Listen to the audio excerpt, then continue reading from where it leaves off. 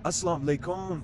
आज ना मैंने एक जगह पे लिखा हुआ पढ़ा कि जो सरकारी डॉक्टर्स होते हैं वो सरकारी हॉस्पिटल में ट्रंप की तरह बिहेव करते हैं और अपने प्राइवेट क्लिनिक में वो तारिक जमील साहब की तरह बिहेव करते हैं। इस काम को कहते हैं डुअल प्रैक्टिस, कि एक सरकारी डॉक्टर हैं वो सरकारी हॉस्पिटल में भी सर्विसेज दे रहे हैं और उसके साथ साथ उनका एक प्राइवेट हॉस्पिटल भी है जिसमें वो मरीजों को देखते हैं। ये डुअल प्रैक्टिस वाला काम जो है जितनी भी तरक्की याफ्ता कौमें हैं वहाँ पे ये काम नहीं है। चाइना ले लें, ईरान ले लें और इस तरह कुछ स्टेट्स जो यूरोप की हैं वहाँ पे इस पे सख्ती से पाबंदी है और जीरो टॉलरेंस है। जबकि अमेरिका और यूके में डॉक्टर्स जो हैं वो अपने प्राइवेट क्लिनिक्स चला सकते हैं, लेकिन वहाँ से वो अपनी इनकम का उस क्लिनिक से जनरेट होने वाली जो कमाई है वो इन डॉक्टर्स की, इन सरकारी डॉक्टर्स की टोटल सैलरी से 10 या 20% से ज़्यादा नहीं होनी चाहिए। इवन के इंडिया की भी ऐसी स्टेट्स जहाँ पे पढ़े लिखे लोगों की तादाद ज़्यादा है, जैसे केरला है, वहाँ पे सरकारी डॉक्टर अपनी प्राइवेट प्रैक्टिस जो है वो हरगिज़ नहीं कर सकता। यहाँ से अगर हम आगे देखें तो पाकिस्तान में डॉक्टर जो हैं वो अपने मन चाहे फार्मास्यूटिकल कंपनी को अपनी प्रेस्क्रिप्शन देते हैं और वहाँ से भी कमीशन देते हैं और यूँ इनका कारोबार चलता रहता है। सरकारी हॉस्पिटल में डॉक्टर्स और हॉस्पिटल के अमले की तलखी की जहाँ पे बहुत सारी वजूहत हैं, वहाँ पे एक मेन नंबर 1 वजह ये भी है कि मरीज बहुत ज़्यादा होते हैं और स्पेस कम होती है और हमेशा रश लगा रहता है। पाकिस्तान में ऐसी पॉलिसी नहीं है।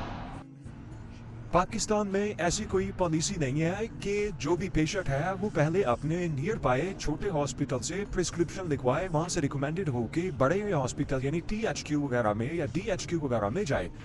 लोग छोटे से खांसी जुकाम और नज़ले के लिए भी डायरेक्ट DHQ का रुख करते हैं तो वहाँ पे रश होता है।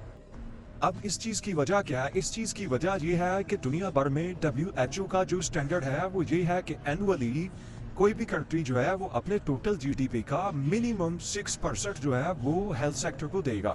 जबकि पाकिस्तान में अभी रिसेंट ईयर में 1.5% टोटल GDP का दिया गया है। तो रश तो रहेगा और इंफ्रास्ट्रक्चर और जो पॉलिसी मेकर्स हैं वो और फिर जो कानून कवानीन बनेंगे उन पे प्रैक्टिकली अमल करवाने के लिए उनको हमेशा मुश्किल होगी। तो क्रिटिसाइज करना तो बहुत ज़्यादा आसान है, जैसे मैं कर रहा हूँ, तो थोड़ा मैं जाते जाते एक सोल्यूशन भी देता जाऊँ। भाईजान, ऐसे में सोल्यूशन होता है अवेयरनेस। हो सकता है जो लोग मेरी बात सुन रहे हैं उनमें से बहुत सारों के पास मुझसे ज़्यादा नॉलेज हो, लेकिन वो लोगों के साथ शेयर नहीं करते। तो भाईजान, जैसे क्राइम के जर्नलिज्म होती है, जुर्म के सहाफ़ी होते हैं, पॉलिटिक्स के सहाफ़ी होते हैं, इसी तरह हेल्थ के डिपार्टमेंट के रेलिवेंट भी पाकिस्तान में सहाफ़ी मौजूद होने चाहिए, तहसील लेवल पे, डिस्ट्रिक्ट लेवल पे। उनका काम क्या होगा? उनका काम ये होगा कि वो फार्मास्यूटिकल कंपनीज को देखेंगे, उन डॉक्टर्स को देखेंगे जो सरकारी जॉब के साथ साथ अपना प्राइवेट क्लिनिक चला रही हैं। वो इन्फॉर्मेशन को सर्च करेंगे, वहाँ से इसको वेरीफाई करेंगे और पब्लिक को बताएंगे, सोशल मीडिया की हेल्प लेंगे और ऐसे डॉक्टर्स जो सरकारी तौर पे अपनी ड्यूटी सर अंजाम नहीं दे रहे उनको हाईलाइट करेंगे, उनको फोर्स करेंगे कि वो अपनी ड्यूटी अच्छे से सर अंजाम दें। और ऐसे तमाम मेडिकल स्टोर जो हैं उनको हाईलाइट करेंगे जहाँ पे लोगों ने फार्मासिस्ट का जस्ट एक सर्टिफिकेट खरीदा हुआ है और वो अपनी दुकान चला रहे हैं।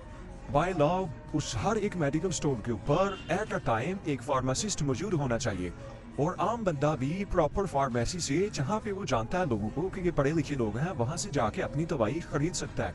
तो भाईजान, इस हेल्थ डिपार्टमेंट के लिए और मेडिकल डिपार्टमेंट में सहाफ़त का बहुत ज़्यादा फुकदान है और मेरी सुनने वाले और अहले इल्म हज़रात से गुजारिश है कि आप हेल्थ और मेडिकल के ऊपर सहाफ़त करें, इसके ऊपर जर्नलिज्म करें, बहुत ज़्यादा स्कोप है और हेल्थ इशू जो है ये पाकिस्तान के बड़े इशूज़ में से एक इशू है।